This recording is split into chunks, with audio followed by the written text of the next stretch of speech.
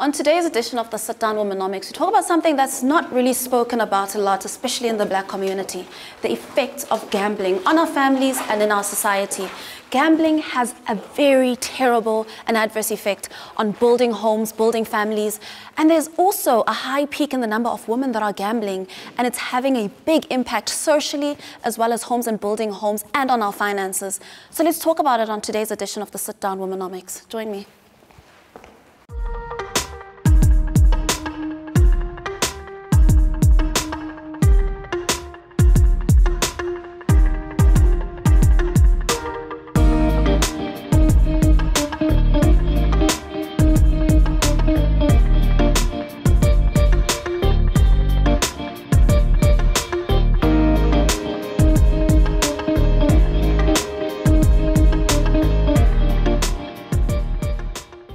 Overdue bills, maxed out credit cards, repossession of assets such as property and cars are just some of the effects problem gamblers experience over time. It can start out innocently, but there's usually a thin line between responsible gambling and becoming addicted. When gambling becomes uncontrollable, problem gamblers will spend even more money attempting and usually failing to win back their losses. And this does not only affect their finances, but those of their loved ones. On today's The Sit Down Womenomics, we are joined by Busisiwe Nkuna, who is a treatment and counseling specialist for social services at the Responsible Gambling Foundation. She's going to be discussing the realities of gambling and its impact on the financial sustainability of an individual. We also look at the psychological aspects of the gambling addiction and how to take full control of both your health and finances if you found yourself in this situation. Thank you so much, Busisiwe, for joining us today. Welcome to the Sit Down. Thank you so much, Olwethu. I'm very honored to be with you today. So let's start off by defining what gambling is and really just breaking down the psychology of gambling. How would we best define a gambling addiction? Okay. Firstly, before we can define addiction, we need to define what gambling is. Now, gambling is placing an item of value based on an outcome of chance. Okay. Now, we look at money. Money is valuable. So that's what gambling is. Now, gambling addiction is when you now cannot live without gambling. When it has taken over your life, it has taken over your finances, you are basically dependent on the gambling behavior. Yes. And then the addiction is, how do you develop the actual then addiction? Is it over time, or is it something that is learned? Is it, how do we define the I'm just gambling to it's an addiction? Yes, yes. I'm just having fun. Okay, well, basically now, before we can get to addiction, we have what we call 3 types of gamblers. Okay. We've got a social gambler, we've got a problem gambler, and we've got an addicted gambler. Okay. Now, a social gambler, is someone who would go to the casino occasionally, someone who gambles within their means, right? So if they know that I earn, for instance, 5,000, I cannot go above that. So I need to gamble maybe 200 a month because that's what I can afford.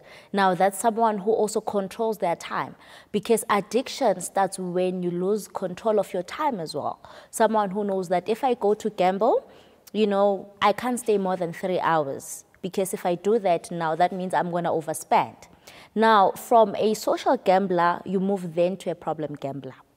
A problem gambler now is someone who would then start borrowing money to go gamble, is someone who would not go to work to go gamble, as someone who would not even take care of their own needs, like your basic needs, food, paying for your electricity, paying for your shelter, to go gamble. That's problem gambling. It means it has now started to become a problem. Now, an addicted or disordered gambler is someone who now has lost it completely.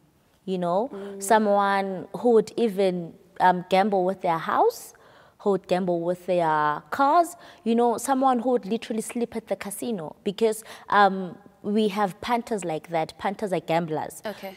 Someone who would go sleep at the casino for a weekend. I remember one time we even went to training and we were told of this lady who would even wear adult diapers Oh, hectic. Just so that they don't move, you know, because disordered or addicted gamblers actually, you know, place sentimental value on the machines they play at, you know, the tables they play at. So they would tell you that this is my lucky machine.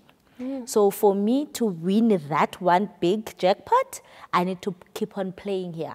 So they would wear adult diapers, you know, they wouldn't even eat. So that's how bad it gets. So someone can easily move from being a social gambler to an addicted gambler.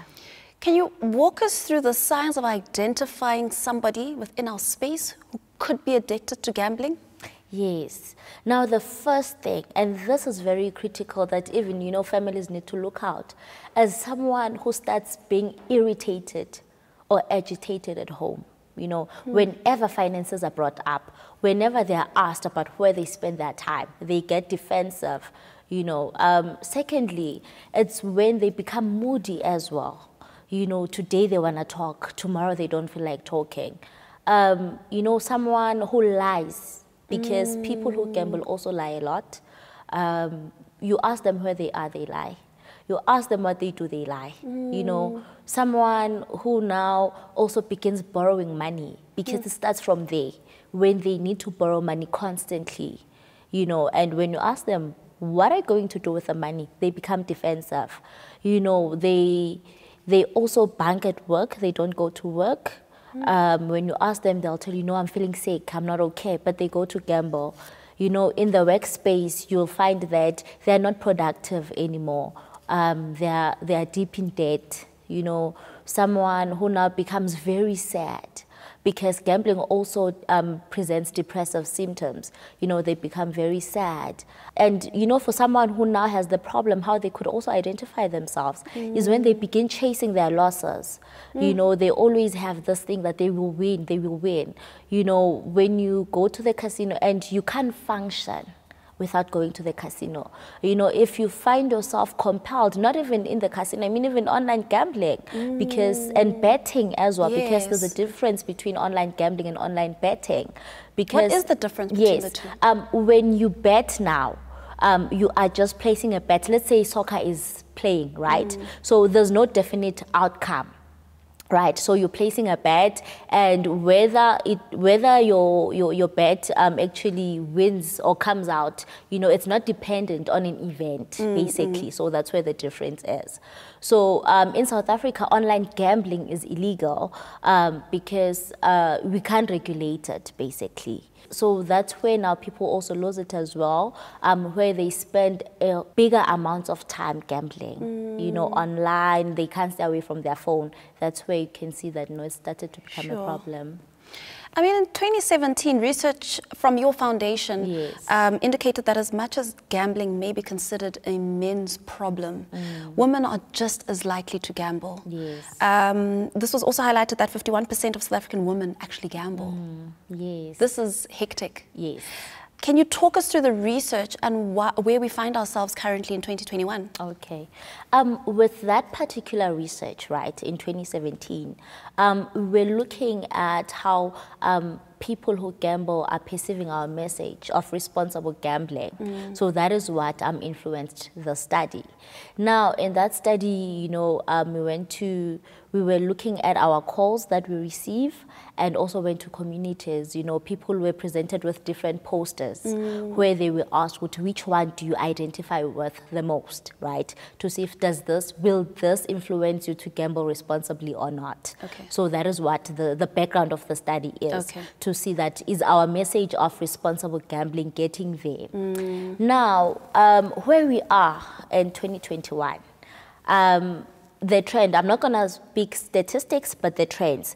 We've seen that from from 2014 to 2021, there's been an increase in the number of women who are gambling.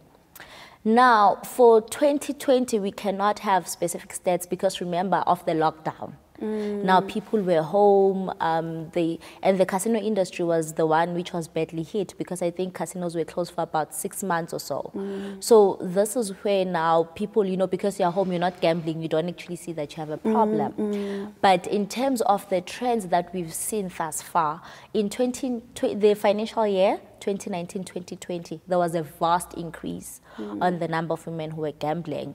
In fact, from our foundation, we had treated 926 women across the country who were gambling. So there's been an increase, you know, and I think by the third term of the year, third quarter, we'll be able to have more specific stats, you know, of the women who were gambling. But there's an increase definitely. Is there any research into the why there's such an increase? Where does it come from? You know, what introductions are there for women to get into gambling? What kind of moves them in that direction? Yes. So we haven't done a specific research on women alone, but based on the calls that we receive, because we don't only receive calls from women who are gambling, right, or who have a gambling problem, but we also receive calls from people who are just inquiring about our services or inquiring about betting companies. So now most of them, in fact, because in our questionnaires that we asked, or when we assess problem gamblers, we ask them, what made you continue gambling, even though you see that it's a problem for you? And, you know, many of them would say, it's because I'm chasing losses. I keep on thinking that I'm going to win back the money that I've lost, you know. And for other people, it would be because I want to pay off my debts, you know. And we've had answers like, I just can't stop. I don't know why, I just can't stop, you know. But from now, our self-exclusions of people who now want to go back to the casino, and when we ask them, why do you want to go back? They would just say, it's because I want to entertain myself. I want to socialize. So that's where now the problem starts, you know, because they go to the casino because they want to socialize, you know, they want to be entertained. That's where they feel most at home. It's that first intro. Yes. So that's where the problem starts. When you are more comfortable gambling than doing anything else with your time, that it starts to become a problem. And I know you have a personal story as well of experiencing gambling in the family. Yes. Do you mind sharing a bit of that for us? Of course. So I have a paternal grandmother who used to gamble, right? So I was still in grade 12, I think, at the time, before I pursued psychology as a career. Now, she started gambling, but what we knew, you know, as children was that, no, she'd just go to the casino. We didn't know what was happening there, but we knew that every Friday, go say casino, you know. And as we grew up, we didn't see the effects, you know, until now, where I realized that the more she went there, was the more her finances went down.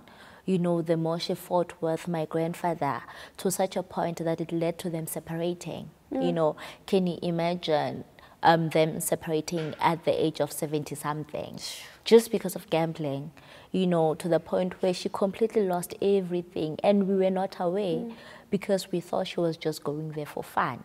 So for me, this is one of the reasons why I pursued this career, or why I am now in the gambling industry, because I've seen the dire effects, you know, of what gambling can do. An entire family, you know, brought apart just because one couldn't stop going to the casino. I mean, I asked a question on my social media page as well, asking, you know, especially the community of women that follow me, do they have any personal experiences with gambling? And one particular story that stood out for me was a woman who says her grandmother was a gambler, and you know, it impacted the family so bad financially. But then it started becoming a way of her mom now and her grandmother bonding, because her mom would take her grandmother would take the mom gambling with her, and then the mom became an addict. Do you see this pattern quite a lot? Yes, it actually happens, because we call it the predisposing factor. Right. Now, it means that before you actually develop the problem, it means you were introduced to it, or there was a factor, you know, that made you more disposed to developing the problem. So you'll find that for most problem gamblers, they've seen someone in the family home. And with most of the cases that we deal with, we often ask the question, is there anyone who's gambling at home? So you'll find that whether it was an uncle, You know, sometimes at home you play a game of cards and, you know, it becomes a family bonding moment. But for someone who then begins to go to the casino, you know, because we've done this at home quite frequently, you know, they say, no, this is the right thing to do. So even when it gets out of hand, they don't see, because it's something that they used to at home. You understand? So this is why with the foundation, we have seen the importance of teaching our community about responsible gambling, because there's nothing wrong with gambling, you know, but now it starts to become a problem when it gets out of hand, because most people don't know or don't see the moment it starts getting out of hand. And do men and women gamble for different reasons? Yes, Olwethu, most definitely. And that is based on the different gender roles, you know, that we do or that we are ascribed to. You know, for men, they play, in gambling, they play the more skillful games, like that play roulette, you know, that play the cards, your blackjack, you know, but with women, it's mostly the slots. Now, with men, the reason why they gamble a lot, they tell you it's because they want to make more money. So they see the financial responsibility at home and they just want to have more money. But like I've said, with women, it's more for socializing. You know, it's more for getting to know other people, because naturally we are social beings. So those are part of the reasons why. And also because men are more risk takers than women. You know, most gambling studies have shown that. So men will develop a gambling problem because they seek a high sensation. So if they go to the casino and they win today, they will continuously want to win. And this is where the problem then kicks in. And though men are more likely to take risks, women are more likely to be severely affected. How does this manifest? And, you know, in what way would this be? It's because with female gamblers, it's a stigma for you to come out and say, I've got a gambling problem. Whilst for men, it's easy for them to speak out because it's commonly accepted, you know, that men gamble. From betting on soccer games to playing dice on the street corner, you understand? But with women, the reason why they become severely affected, it's because they don't speak out. It's a shame. You know, it's all of the stigma that is attached to it. And not only from outside, but most women will tell you that I feel so ashamed of myself because we are thought of to be more in control, you know, of things. You know, if there's no women in the family home, things are bound to go south. But now you feel like you've lost a sense of control. You know, you've lost a sense of yourself. And that's why women become more severely affected. And let's talk about the financial impact of gambling, you know. People they clean out their savings, they clean out their investments, they clean out their retirement funds, their portfolios in order to feed this gambling addiction. This has a severe impact on a lot of families, and it's extremely detrimental to a lot of families' well-being and future planning. And it's all in the hope to fund this one big bet or this one chase for one big jackpot in most cases. How we see this quite often, right? Because that's generally the kind of the psychology of it. It's this chase of this one big jackpot, cleaning one account after the other, constantly until you have nothing left. You know, with people who gamble, right? Like you said, they have that constant feel, you know, or that constant feeling that they would win. So they wouldn't mind placing their entire life savings, thinking that, you know what, if I could just win that 1 million, I'd be able to recover my losses. So the main thing that pushes them to even get into more debts, you know, clean out accounts, and even ultimately affect their family's well-being is because they believe that once they've gotten that one jackpot, they will recover everything and they will pay back everyone. And that's where things really start going bad. Because ultimately, and this is what most people who gamble don't understand, that gambling was strictly made for entertainment. you know. And when you place a bet now, it's a game of chance, meaning that there's a 50% chance you will win and there's a 50% chance you will lose, you know. And these events are independent. Whether you win now or you lose now, it does not affect the next time you gamble. Sure. So that's where they lose it completely. And then it then helps us, right, to understand kind of the spending patterns, yes, or the money patterns of gamblers, yes, and actually addicted gamblers. Yes. What are the things that perhaps we can identify in that? Because obviously then they're chasing, you know, they're not really caring much about debt. Yes. Then the mortgage goes unpaid, the rent goes unpaid, children's school fees go unpaid, and it's, you know, it's a ripple effect after the other. Yes. What are the everyday spending habits that we can identify in gamblers' spending patterns and just piling up this debt? What you can actually look at is because what we do right in our sessions, we have like a financial spending form. Okay. That the people who come to us need to fill out on a daily basis. Like, where do you spend your most money? You'll see that they don't buy food. They don't buy their basic needs. But every day they use a big money. You know, like for instance, someone will just go and spend 1,000 rands, but they wouldn't account for it.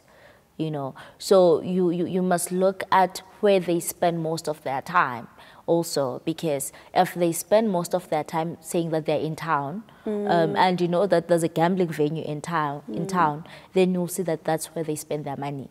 So with gamblers, if you want to know their spending behavior, then you need to ask them, where do you spend most of your time? Because that's where you'll actually realize that if it's not at the casino, it's at those limited payout points, you know, outside shopping malls and whatnot. So that's where they spend their money.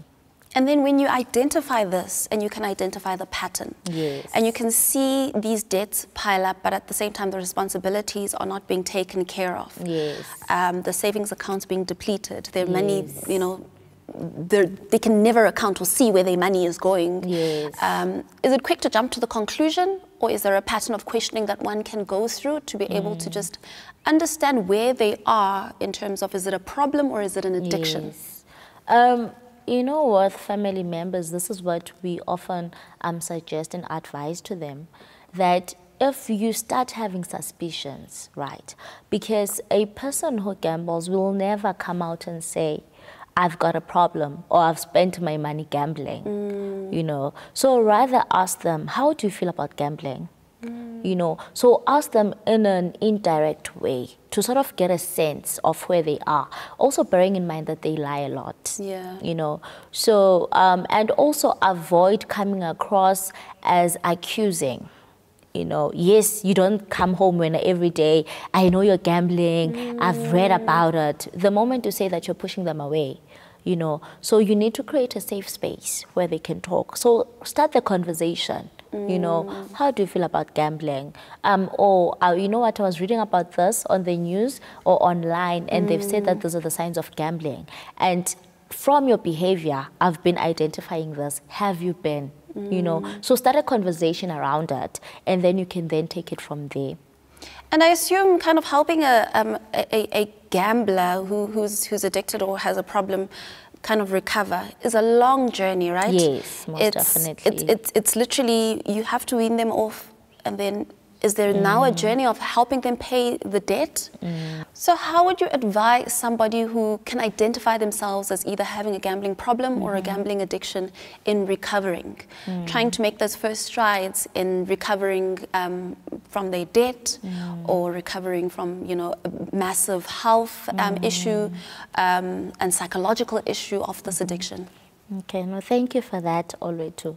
The first thing that someone should do if they find that they've got a gambling problem is to call us, you know, on our line, which is 0800 006 008, where they will find one of our counselors who will then refer them to one of our treatment professionals, which is a free service.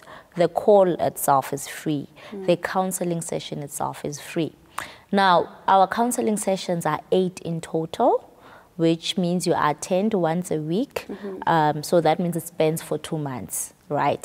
So that's the first thing that they should do. But for someone who's still skeptical, about calling us and reaching out for help, you know what, the first thing to do is to come out to your family, because most people with a gambling problem, they hide it, and that's how it escalates. Someone who sees that, I've got a problem, I can't stop. Also, if it's not playing on my phone, or if I'm not gambling on my phone, I continuously go to the casino or to wherever. So the first thing is to come out with your family, sit down with them and explain that this is the challenge that I'm having, please assist me.